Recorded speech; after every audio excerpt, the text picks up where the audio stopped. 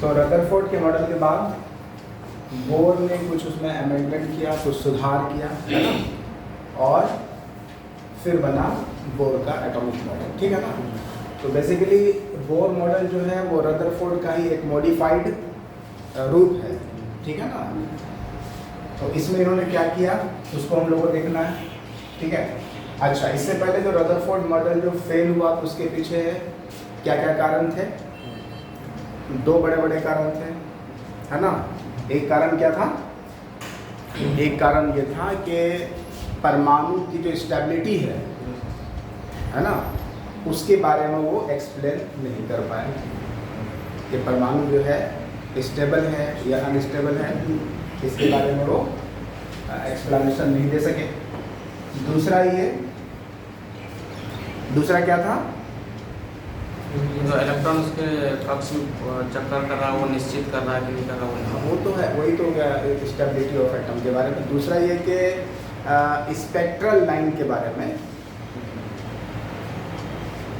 वो इसकी व्याख्या नहीं कर पाए। तो दोनों को एक बार फिर से हम लोग देख लेते हैं। अच्छा, समझ लीजिए ड्रॉबैक्स क्या थे रदरफोर्ड के। सबसे पहले तो ये था कि कोई भी नाभिक है, नाभिक के चारों तरफ इलेक्ट्रॉन चक्कर काटते हैं, ठीक है ना, ये चक्कर लगाते हैं, उनका ही जाना था, ठीक है। और इलेक्ट्रॉन जब चक्कर काटेंगे, कोई भी इलेक्ट्रॉन या आवेशित कण, कोई भी आवेशित कण जब चक्कर लगा रहा होता है, कोई भी आवेशित कण जब चक्कर लगा रहा होता है तो वो त्वरित गति होती है ना उसकी, एक्सेलरेटेड मोशन। क्यों ऐसा? इसलिए कि जब चक्कर लगा रहा होता है तो सर्कुलर मोशन में वेलोसिटी लगातार चेंज हो रही है ना, तो वेलोसिटी चेंज होगा तो उसके पास क्या होगा? एक्सेलरेशन होगा, अभिकेंद्रीय त्वरण होगा कि नहीं? हमारी बात समझ में? उसके पास क्या होगा? अभिकेंद्रीय त्वरण। और क्लासिकल मैकेनिक्स के अनुसार कोई भी त्वरित आवेशित कण क्या रिलीज करता है? इलेक्ट्रोमैग्नेटिक वेव या एनर्जी वो रेडिएट करता है। ये ऊर्जा क्या करता है? रेडिएट करता है। ऊर्जा का रेडिएशन होता है, विकिरण होता है, यानी कि ऊर्जा लगातार वो क्या करता है? छोड़ता है, ठीक है। कोई भी आवेशित कण, अगर आवेशित कण है, जैसे यहाँ पे इलेक्ट्रॉन है ना, इलेक्ट्रॉन का आवेशित कण है, ठीक है, ये गति में है और इसकी गति कैसी है? त्वरित गति है, एक्सेलरेटेड मोशन है ये। हमारी बात समझ में? जब एक्सेलरेटेड मोशन होगा तो ये इलेक्ट्रॉन क्या करेगा? क्या रिलीज करेगा? एनर्जी, ठीक है, ऊर्जा क्या करेगा? ये रिलीज करेगा। तो ऊर्जा जब रिलीज कर रहा होगा, ये इलेक्ट्रॉन अगर ऊर्जा रिलीज करेगा, ठीक है, तो ये तो वीक होता जाएगा ना, ये अंदर से क्या हो जाएगा? कमजोर होता जाएगा। ऊपर से पॉजिटिव चार्ज इसको अपनी तरफ खींच रहा है, इलेक्ट्रोस्टैटिक फोर्स भी तो लग रहा लगातार, हाँ, वीकनेस क्या करेगा? उसको अपनी तरफ अट्रैक्ट कर रहा होगा। तो इसका जो मोशन होगा वो धीरे धीरे क्या हो जाना चाहिए? इस तरह से होना चाहिए, रेडियस घटने लगेगी ना, इसका मोशन स्पाइरल होने लगेगा और फाइनली ये कोलैप्स हो जाएगा और जो है नाभिक का अस्तित्व या एटम का अस्तित्व खत्म हो जाएगा, है कि नहीं? उसके अनुसार। लेकिन प्रैक्टिकली ऐसा होता नहीं है, ठीक है। तो इसी चीज को रदरफोर्ड एक्सप्लेन नहीं कर पाए, बाद में नील बोर में इनको एक्सप्लेन किया, ठीक है ना। हाँ, नील बोर भी जो है वो रदरफोर्ड के ही स्टूडेंट बताए जाते हैं। उन्होंने ही इनके एक्सपेरिमेंट में जो है रिसर्च किया और फिर इनके स्टेबिलिटी के बारे में जो है पोस्टुलेट दिया या मॉडल बताया। एक तो एक पहली कमी समझ में आ गया, ठीक है। दूसरा ड्रॉबैक में लिख दीजिए, स्टेबिलिटी ऑफ एटम को वो एक्सप्लेन नहीं कर पाए। स्टेबिलिटी ऑफ एटम, इसके बारे में वो क्या नहीं कर पाए? एक्सप्लेनेशन नहीं कर पाए।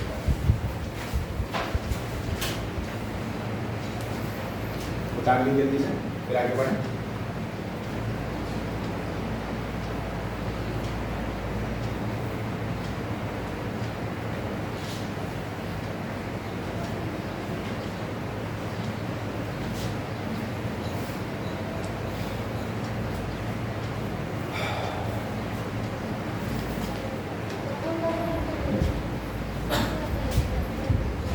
और दूसरा क्या था?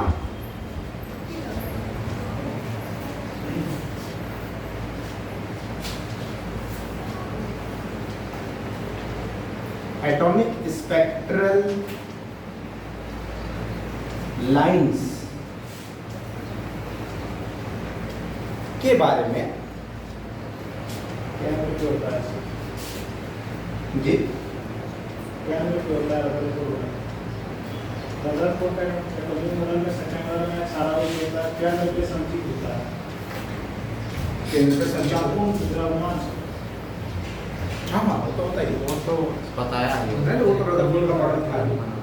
उसकी कमी के बारे में बात कर रहे हैं क्या क्या नहीं समझा हाँ, हुआ है। फेल क्यों हो गया ये और इसके बारे में, ठीक है ना। तो एक तो फेल हो गया, इसके बारे में एक्सप्लेन नहीं हो पाया। दूसरा एटॉमिक स्पेक्ट्रल लाइंस के बारे में वो जो है बता नहीं सके कि स्पेक्ट्रल लाइंस जो होता है, स्पेक्ट्रम के बारे में लोग पढ़ रहे हैं। स्पेक्ट्रम होता है कि नहीं? जब किसी भी वाइट लाइट को किसी प्रिज्म से होकर गुजारते हैं तो विकिरण मिलता है ना, है ना, 7 किरणें मिलती हैं। ये यहाँ पर पर्दे पर जो सो कलेक्ट करते हैं तो क्या होता है? स्पेक्ट्रम, ठीक है। तो कुछ इसी तरह से यहाँ पर भी है गैस के बारे में, ठीक है ना। जब भी किसी गैस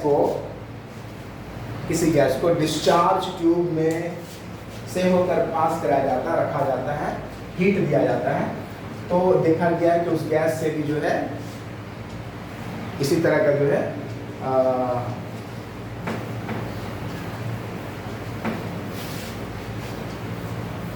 कलर या अलग अलग वेवलेंथ का लाइट निकलता है, ठीक है। तो उसके बारे में वो डिस्कस नहीं कर पाए कि वो बिल्कुल जो है डिस्क्रीट क्यों होता है, कंटिन्यूस क्यों नहीं होता है, इसके बारे में वो डिस्कस नहीं कर पाए। पहले इसको समझिए ठीक से। जैसे किसी भी गैस को, ये कोई डिस्चार्ज ट्यूब है, ठीक है, इसमें गैस को ले लिए, कोई भी गैस मॉलिक्यूल है, चाहे हाइड्रोजन हो, हीलियम हो, कुछ भी हो, और इसको इलेक्ट्रिक फील्ड दिया गया, इलेक्ट्रिक फील्ड के अंदर इसको रखा गया, या फिर इसको हाई इलेक्ट्रिक फील्ड के संपर्क में लाया गया, ठीक है ना।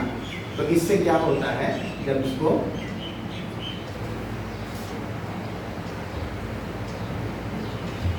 हाई इलेक्ट्रिक फील्ड या इसको हीट दिया गया, तो इसके जो या तो हाइड्रोजन एटम कोई भी मान लो, हाइड्रोजन गैस ही है, ठीक है। तो हाइड्रोजन गैस से को जब गर्म किया गया ट्यूब के अंदर, तो देखा गया कि इससे जो है रेडिएशन होता है,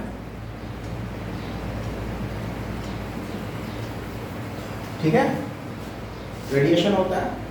यानी कि रेडिएशन का मतलब क्या है, इससे जो है डिफरेंट टाइप का लाइट जो है वो निकलता है, ठीक है।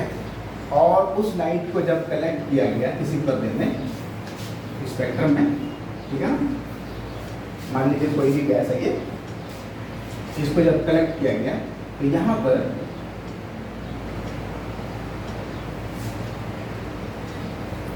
अलग अलग वेवलेंथ का लाइट मिला, ठीक है। जैसे एग्जांपल के तौर पर मान लेते हैं यहाँ पर कुछ भी मिला, जैसे येलो मिला, ठीक है, रेड मिला, वायलेट मिला, इस तरह से अलग अलग मिल रहा है, ठीक है। तो ये जो कलर्स हैं या ये जो आपका जो भी रेडिएशन है, इसका वेवलेंथ क्या है, निश्चित वेवलेंथ का मिला है कि नहीं। तो येलो का क्या मिलेगा, निश्चित मिलेगा, रेड का भी निश्चित, और वायलेट का भी क्या होता है, निश्चित वेवलेंथ का होता है ना। तो इसमें इस तरह का पट्टी दिखाई दी, ठीक है। कब, जब इसमें से होकर के हाई इलेक्ट्रिक फील्ड पास कराया गया हीट के साथ, ठीक है, हीट दिया गया या हाई इलेक्ट्रिक फील्ड इससे पास कराया गया, तो ऐसा देखा गया है कि इस गैस से जो है रेडिएशन होता है, और वो रेडिएशन जो है डिफरेंट कलर में यहाँ पर आपको दिखाई देगा, ठीक है। इसको हम लोग क्या कहते हैं,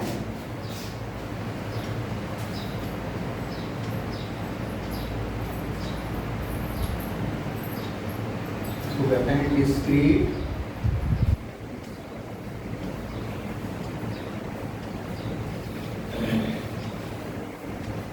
आयनाइजेशन बैंड,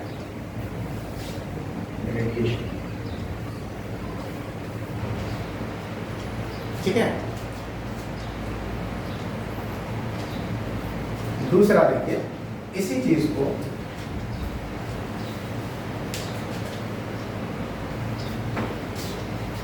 तो स्पेक्ट्रम समझ में आए, इस टाइप का स्पेक्ट्रम मिला इसको।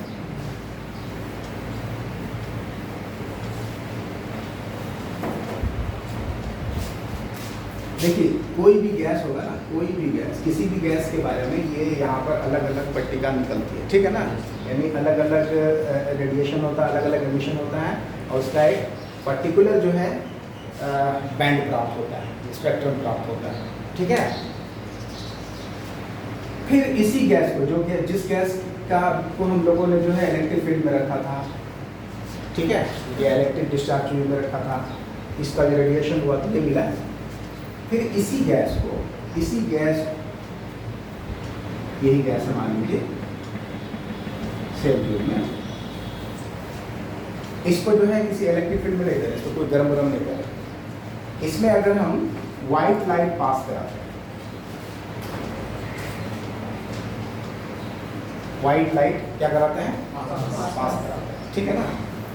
तो व्हाइट लाइट जब पास कराते हैं और उसकी जो, उसका फिर जब स्पेक्ट्रम हम लोग देखते हैं, तो उसका स्पेक्ट्रम कुछ इस तरह से प्राप्त होता है।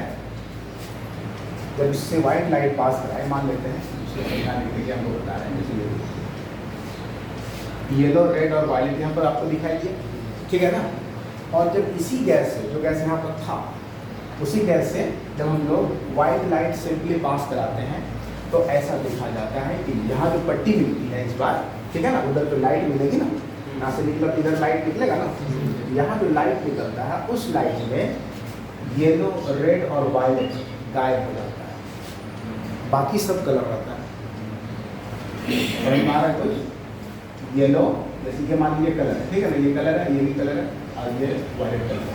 और यहाँ पर क्या मिला, उसी के स्थान पर येलो के जगह पर क्या मिलेगा, डार्क, ये पूरा डार्क हो गया। हरी बात समझे, येलो के स्थान पर, और रेड के स्थान पर क्या हो गया, पूरा डार्क, और वायलेट के स्थान पर पूरा डार्क।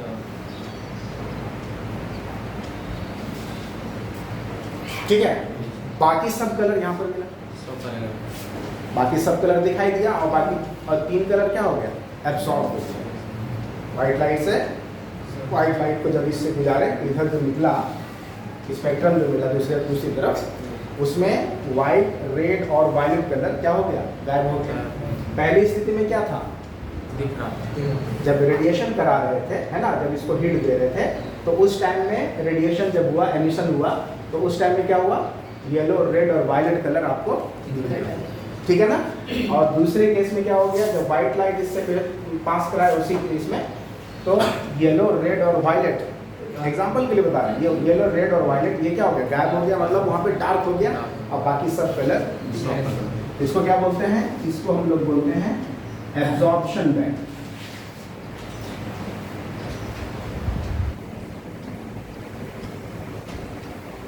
डिस्क्रीट, डिस्क्रीट मतलब समझे, मतलब अलग अलग, सेपरेट।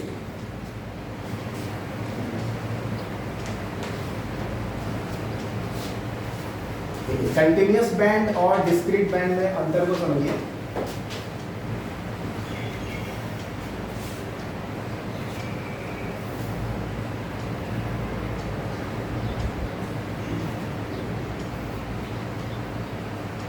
कंटिन्यूअस बैंड जो होता है, जैसे वाइट लाइट पास कराते थे, तो उस टाइम में जो यहाँ पे पट्टिका मिलती थी, यहाँ पे ये जो लाइट मिलती है, यहाँ से यहाँ तक जो स्पेक्ट्रम मिलता है इस जगह पर, तो क्या क्या रहता था,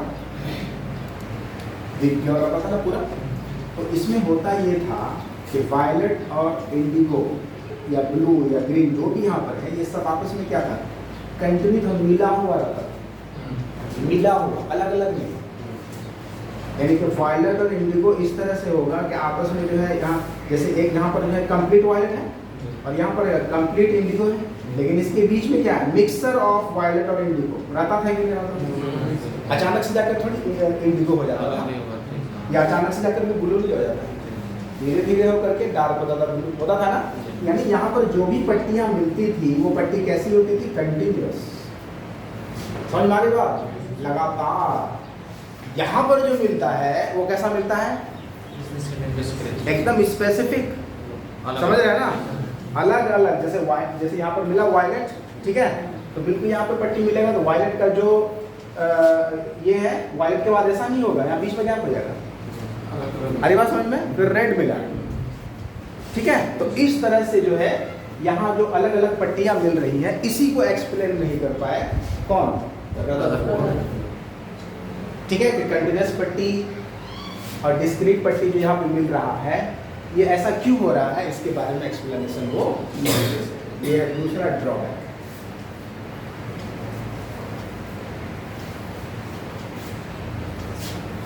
ये एक्चुअली होता क्यों था, ऐसा क्यों होता था कि इसको भी समझ लीजिए। जैसे मान लीजिए कोई भी गैस है,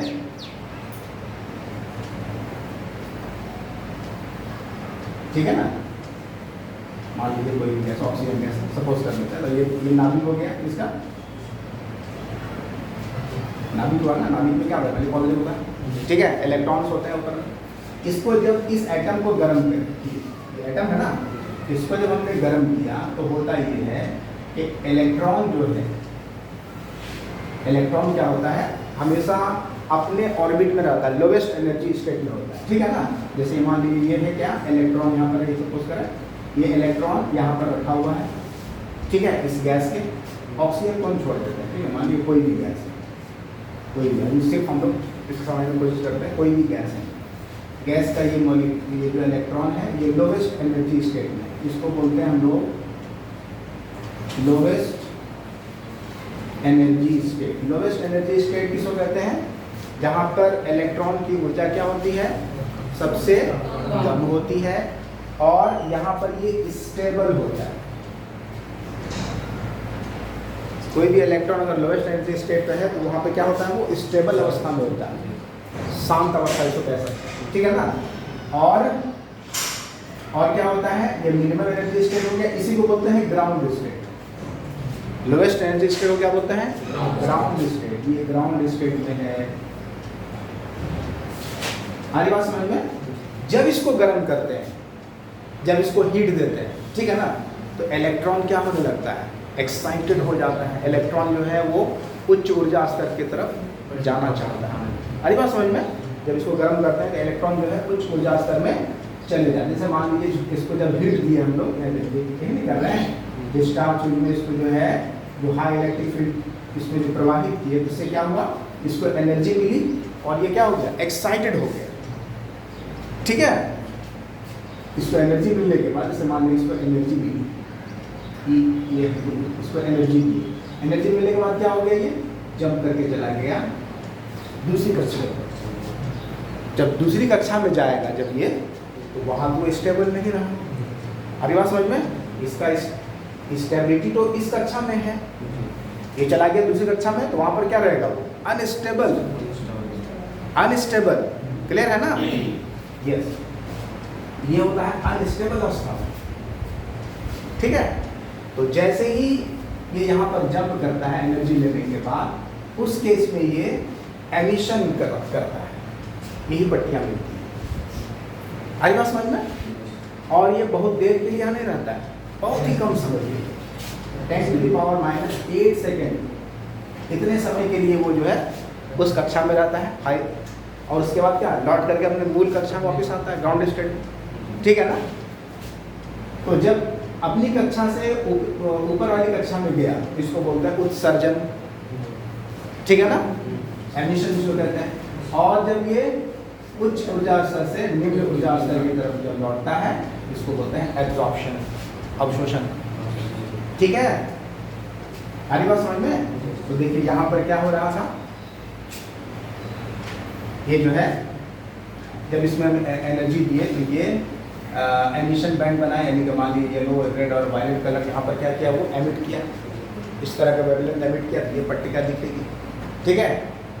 और जब वो वापस अपने क्या कहते हैं स्तर पर आता है तो उस समय क्या करेगा, एब्जॉर्प्शन प्रक्रिया होगी। क्लियर है? तो इसी चीज को एक्सप्लेन किया गया है बोर द्वारा, जो हम लोग आगे भी डिस्कस करेंगे।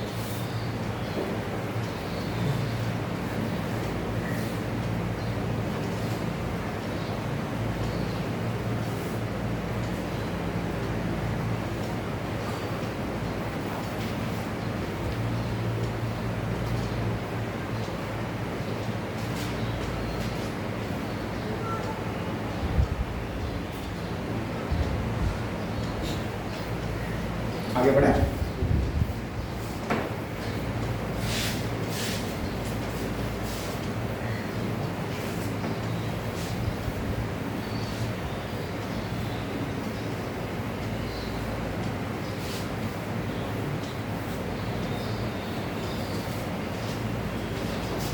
और सबसे स्पेशल बात इसमें यह है कि हर गैस का जो एमिशन बैंड होता है स्पेसिफिक होता है, यानी स्पेशल होता है, सबका अलग अलग। अरे बात समझ में? जैसे हम लोगों में सबका चेहरा अलग अलग है, आदमी चेहरा से पहचाना तो कौन कौन है क्या, उसी तरह से हर गैस को आप पहचान सकते हैं उसके एमिशन बैंड से। आई बात समझ में? सबका एक अलग अलग पैटर्न है, सब एक ही पैटर्न का नहीं होता है, कुछ न कुछ डिफरेंस होगा। जैसे हाइड्रोजन का जो स्पेक्ट्रम होगा वो अलग होगा, हीलियम का अलग होगा, सबका अलग अलग होगा। क्लियर है? तो इसलिए जो है सबकी जो है अलग अलग होती है। चलिए हम लोग आते हैं वापस बोर्स एटॉमिक मॉडल में। तो बोर के एटॉमिक मॉडल में सबसे पहली बात जो उन्होंने बताई, क्या बताई? सबसे पहली बात ये बताई कि इलेक्ट्रॉन तो न्यूक्लियस के चारों ओर चक्कर लगाते हैं। ये बात तो रदरफोर्ड नहीं बताई थी, लेकिन उन्होंने ये नहीं बताया कि भाई कहाँ चक्कर लगाते हैं, जगह नहीं बताया, है ना। यानी उनके अनुसार इलेक्ट्रॉन कहीं भी घूम सकता है, किसी भी कक्षा में जा सकता है, जिस इलेक्ट्रॉन को जहाँ मन होगा वहाँ घूमेगा, सर्कुलर मोशन करेगा। लेकिन ऐसी बात नहीं है, हर इलेक्ट्रॉन के लिए उसका कक्षा फिक्स है, ठीक है ना। वो पर्टिकुलर इलेक्ट्रॉन उसी कक्षा में रिवॉल्व करेगा, यानी कि हर इलेक्ट्रॉन के लिए घर उसके लिए अलॉटेड है, ठीक है ना। तो लिखेंगे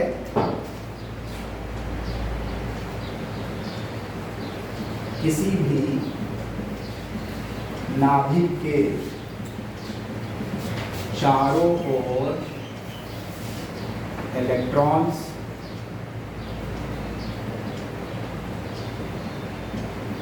निश्चित कक्षाओं में ही परिक्रमा करते हैं। किसी भी नाभिक के चारों ओर इलेक्ट्रॉन्स क्या होते हैं? निश्चित कक्षाओं में ही परिक्रमा करते हैं।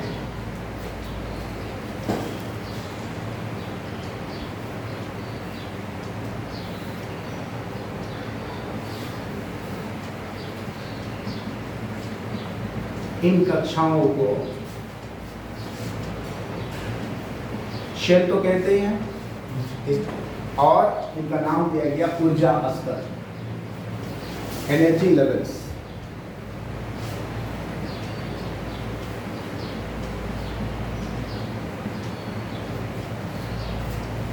आगे बात समझ में?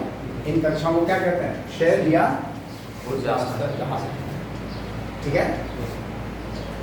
Electrons revolve round the nucleus. Electrons revolve round the nucleus.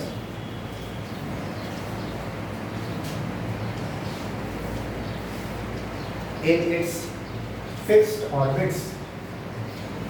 In its fixed orbits, called shell or energy levels. Called shell or energy levels. तो सर इलेक्ट्रॉन दूसरी कक्षा में काफी कम समय के लिए जाता है, फिर वापस आते हैं। तो किसने कहा है? नहीं, इसने नहीं, वो नहीं, ठीक है, उसके बारे में चर्चा होगी, ठीक है, डिटेल में भी चर्चा करने वाली, ठीक है, एक बात तो ये होगी कि इलेक्ट्रॉन जो है फिक्स्ड ऑर्बिट में घूमता है, ठीक है। चलिए, इसका ये मतलब हुआ ऊर्जा स्तर का यहाँ पर नाम देने का मतलब ये है कि हर ऑर्बिट की जो ऊर्जा होती है, हर कक्षा की ऊर्जा निश्चित होती है। हरी बात समझ में?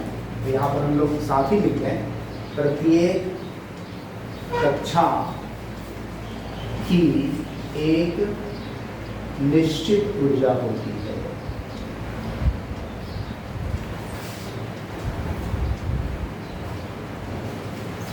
ठीक है, और वही ऊर्जा इलेक्ट्रॉन की ऊर्जा कहलाएगी वहां पर। हरी बात समझ में? प्रत्येक कक्षा की एक निश्चित ऊर्जा होती है।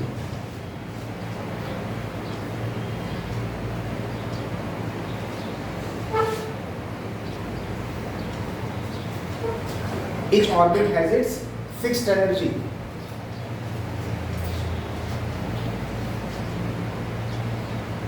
ठीक है, यानी इलेक्ट्रॉन निश्चित ऊर्जा वाले कक्षा में चक्कर लगाता है। एक बात तो ये हो गई क्लियर? चलिए ठीक है, दूसरा लीजिए। दूसरा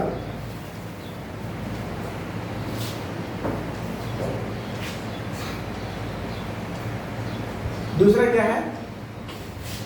दूसरी बात यह है कि जब तक इलेक्ट्रॉन अपनी कक्षा में चक्कर लगाता है, उसकी अपनी कक्षा फिक्स है, जब तक वो अपनी कक्षा में रहता है किसी तरह की ऊर्जा वो रेडिएट नहीं करता है कि नहीं?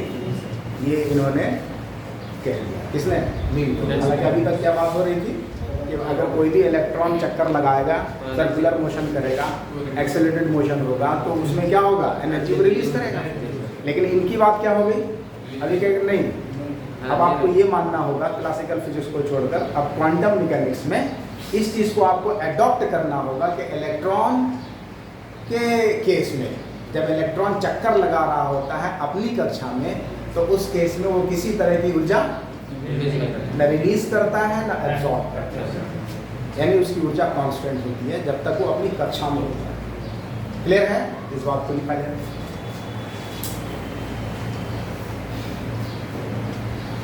जब तक इलेक्ट्रॉन अपनी कक्षा में चक्कर लगाता है, वह किसी प्रकार की ऊर्जा ना एमिट करता है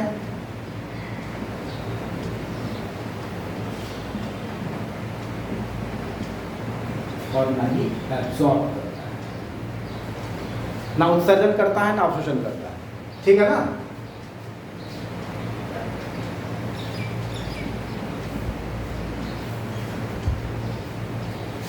हमारी बात समझ में?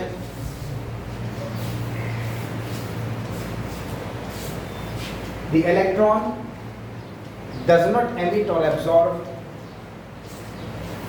energy. The electron does not emit or absorb energy as long as it revolves energy as long as it revolves in its orbit. Clear है? तो फिर ऊर्जा की प्रॉब्लम ही सॉल्व हो गया। चक्कर लगाता रहेगा मतलब वो, है कि नहीं है? जब वो एनर्जी को रिलीज ही नहीं करेगा तो क्या होगा? वो नाभिक के चारों ओर चक्कर, स्टेबिलिटी ऑफ एटम क्लियर हो गया, अभी स्टेबल रहेगा। पहले वाले केस में ये चीज तो ये बात इन्होंने कही है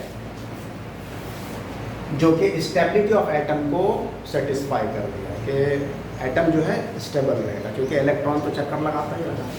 ठीक है? ऊर्जा का एमिशन और एब्जॉर्प्शन तो अभी हम लोग देखे होता है ना, है कि नहीं है?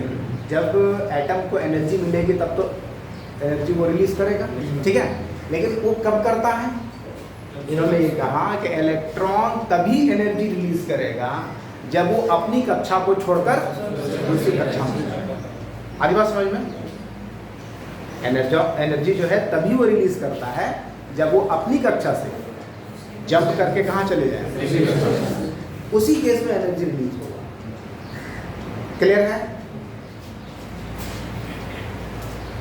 इस चीज को भी हम लोग लिख लें, इसको भी पॉइंट बना ही है कि नहीं। इलेक्ट्रॉन तभी ऊर्जा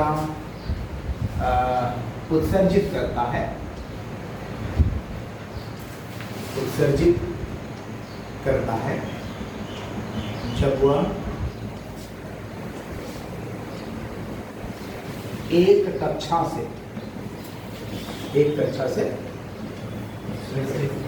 दूसरी कक्षा में क्या करता है, वो जंप करता है। और ये जंप कब होगा? वही डिस्चार्ज ट्यूब में जो हेड किए थे, है ना, यानी एनर्जी उसको प्रोवाइड किया उस टाइम, है कि नहीं। लो एनर्जी स्टेट से हाई एनर्जी स्टेट पर चला गया, एक्साइटेड स्टेट पर गया, उस टाइम वो क्या करेगा, एनर्जी रिलीज करेगा, मतलब बाहर से बहुत शॉर्ट टाइम के लिए। हाँ, तो बाहर से एनर्जी देंगे तब। हाँ, तो कहने का मतलब ये है कि जब तक वो अपनी कक्षा में है तब तक स्टेबल है, और जैसे ही उसको छेड़छाड़ किया गया तब एनर्जी वो रिलीज करेगा, अपनी कक्षा को छोड़ेगा, लेकिन फिर वापस अपनी कक्षा में आ जाएगा। स्टेबिलिटी ऑफ एटम को मेंटेन करना है। सारी बात समझ में? तो इलेक्ट्रॉन तभी उत्सर्जित करता है एनर्जी को जब वो एक कक्षा से दूसरी कक्षा में जंप करता है। और यह ऊर्जा किसके रूप में होती है भाई? फोटोन के रूप में होती है। फोटोन की एनर्जी होती है ना, उस फॉर्म में होती है।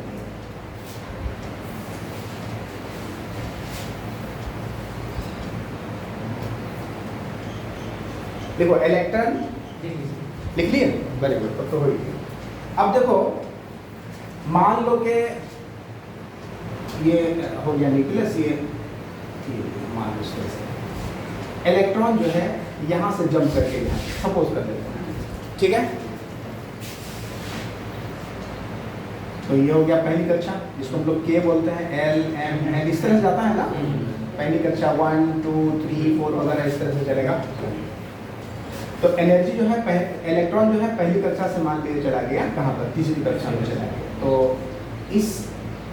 इस कक्षा में इलेक्ट्रॉन की एनर्जी कितनी है, E1 मान लेते हैं, और चला गया किसमें, वो तीसरे में। वहाँ पर इसकी एनर्जी कितनी हो जाएगी, E2, एनर्जी तो बढ़ जाएगी वहाँ, E2 हो जाएगी ना, ठीक है। तो अब इस केस में जो ये एमिशन करेगा तो उसकी एनर्जी का मान कितना होगा, तो उच्च ऊर्जा माइनस इसी ऊर्जा के अंतर के बराबर, इन दोनों कक्षाओं की ऊर्जा के अंतर के बराबर। अरे बात समझ में? हर कक्षा की ऊर्जा फिक्स है। इलेक्ट्रॉन जिस कक्षा से जंप करके जिस कक्षा में जाएगी तो उन दोनों कक्षाओं की ऊर्जा का अंतर होगा, वही वाली एनर्जी किसके बराबर हो जाएगी, उत्सर्जित एनर्जी के बराबर हो जाएगी। यानी कि ये बराबर हो जाएगा n × h × न्यू। पहले से पता आपको h × न्यू क्या होता है, एनर्जी ऑफ फोटोन, h क्या है, प्लांक कांस्टेंट। हमारी बात समझ में? और न्यू क्या है, उसकी फ्रीक्वेंसी, ठीक है। और ये क्या है, नंबर ऑफ फोटोन। क्लियर है? तो इसी चीज को डेल्टा E भी लिखा जाएगा।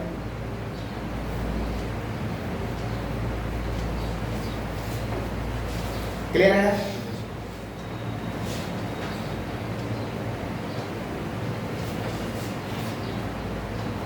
जहां h क्या है भाई, प्लांक्स कांस्टेंट, प्लांक का स्थिरांक, प्लांक का कांस्टेंट, इसका मान सबको पता होना चाहिए कितना है, याद है किसी को? 6.67 इंटू 10⁻⁻34 जूल सेकेंड ही होगा, याद कर लीजिए।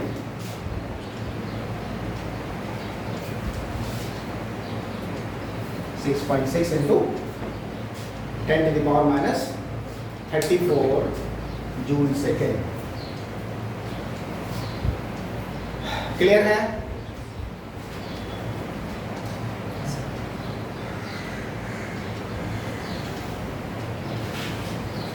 इलेक्ट्रॉन तभी एनर्जी एमिट करेगा जब वो अपनी कक्षा को छोड़कर दूसरी कक्षा में जाएगा। यहाँ तक समझ में आ गया? चलिए चौथा पोस्टुलेट,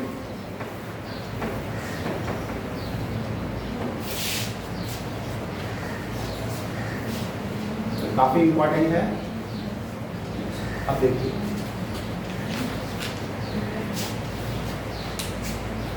कौन सा इलेक्ट्रॉन किस कक्षा में घूमेगा, ठीक है? कौन सा इलेक्ट्रॉन किस कक्षा में घूमेगा, तो उसके लिए भी इन्होंने बतला दिया, ठीक है ना? हाँ, उसको हम लोग कहते हैं बोर का जो है क्वांटम कंडीशन, ठीक है? वो चीज क्या समझिए इसको।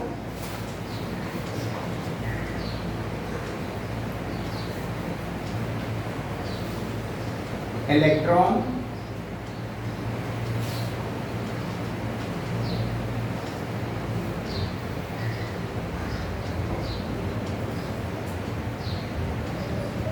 उसी कक्षा में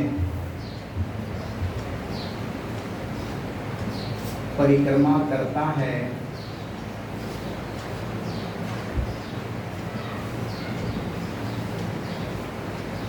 जिसका कोणीय संवेग, कोणीय संवेग का नाम सुना पहले? एंगुलर मोमेंटम, कोणीय संवेग एल, है ना? तो इलेक्ट्रॉन उसी कक्षा में परिक्रमा करता है जिसका कोणीय संवेग h/2 पाई का इंटीग्रल मल्टीपल हो।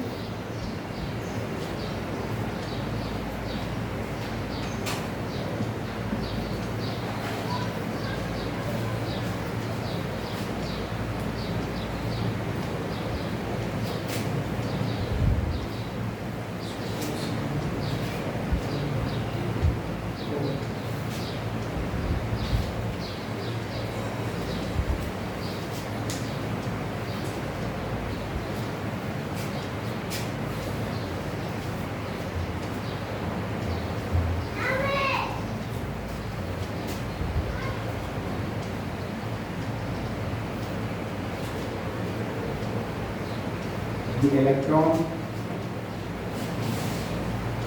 revolves in an orbit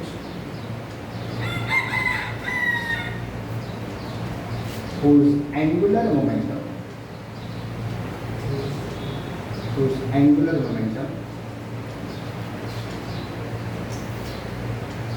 is an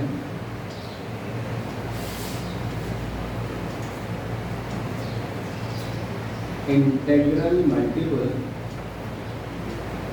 of h/2 pi. h क्या चीज है? प्लैंक कांस्टेंट, ठीक है ना? ये क्या कह रहा है, इसको समझिए।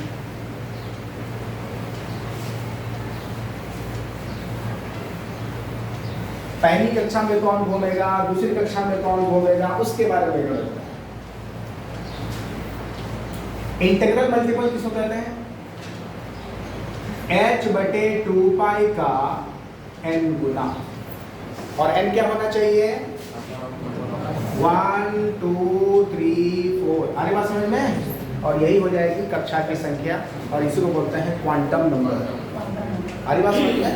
ये क्वांटाइज्ड है, एक है, या तो एक है या दो है या तीन है या चार है, 3.5 नहीं है, 4.5 नहीं है। आने बात समझ में? इस तरह से तो पहली कक्षा में कौन इलेक्ट्रॉन घूमेंगे? वही इलेक्ट्रॉन घूमेंगे जिसका कोणीय संवेग इसके बराबर होगा। एल क्या है? कोणीय संवेग। क्लियर है? दूसरी कक्षा में कौन घूमेगा? पहली कक्षा में कौन घूमेगा भाई? 1 × h/2 पाई वाला। क्लियर है? दूसरी कक्षा में कौन घूमेंगे? 2 × h/2 पाई, जो भी वैल्यू आ जाए। क्लियर है? तीसरी कक्षा में कौन घूमेगा? समझ में आ रहा है? यस। तो उसका कोणीय संवेग क्या होना चाहिए? nh/2 पाई। ये कंडीशन। n क्या चीज है? कोणीय संवेग। कोणीय संवेग,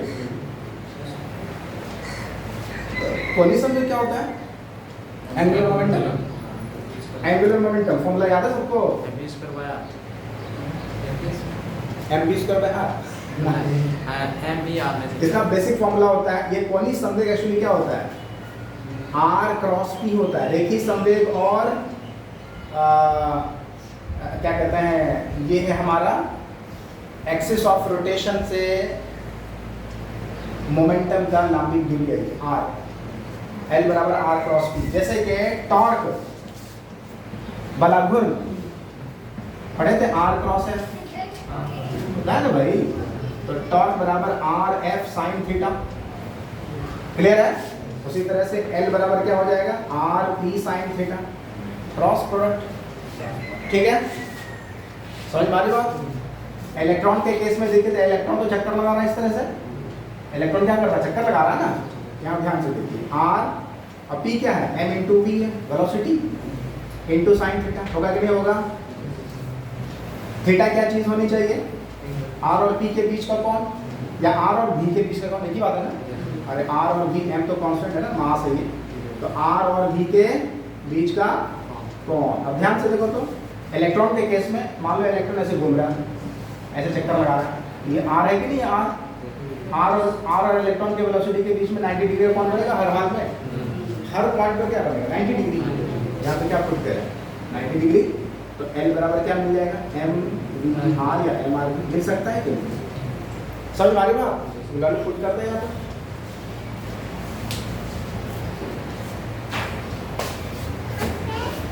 हो गया इधर लिख लिया था ना, ओके। तो ये जो मिला हमारा MVR इज इक्वल टू क्या मिल रहा है, NH/2π, इसी को बोलते हैं बोर्स क्वांटम कंडीशन।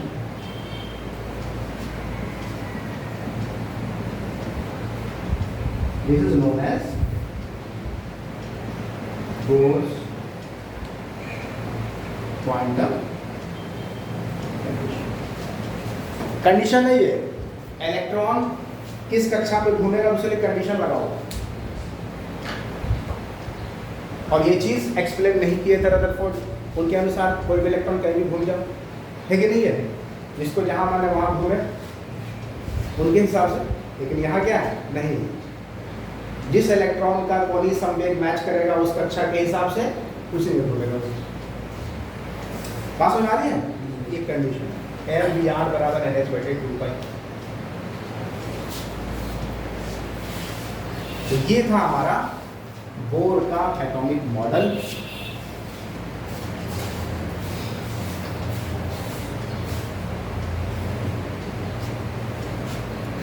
इसी को थोड़ा हम लोग और इसका मैथमेटिकल फॉर्म, जहाँ से सवाल वगैरह रहेंगे बहुत सारे, ठीक है ना, इस फॉर्मूला को यूज करेंगे, MVR बराबर NH/2π। दूसरा कौन सा फॉर्मूला, वही वाला, न्यूक्लियस और इलेक्ट्रॉन के बीच लगने वाला अभिकेंद्री बल, अभिकेंद्री बल लग रहा है ना, अभिकेंद्री बल और आकर्षण बल दोनों आपस में बराबर होता है वहाँ पे, उसको यूज करेंगे। mv²/r बराबर क्या हो जाएगा, 1/4πε0 Q1Q2/r², बल के बराबर होगा कि नहीं, तो उसको हम लोग यूज करेंगे और फिर आगे का मैथमेटिकल कैलकुलेशन देखेंगे, ठीक है। और ये जो एमिशन हुआ, एमिशन या एब्जॉर्प्शन, तो उसमें अलग अलग पर्टिकुलर वेवलेंथ का ना आया, एमिशन जो हो रहा है, रेड है मान लीजिए कुछ भी है, तो उसके लिए एक स्पेशल फॉर्मूला हमको मिलेगा जिसको हम लोग डिराइव करेंगे, ठीक है ना, ठीक है, आज इतने रखें।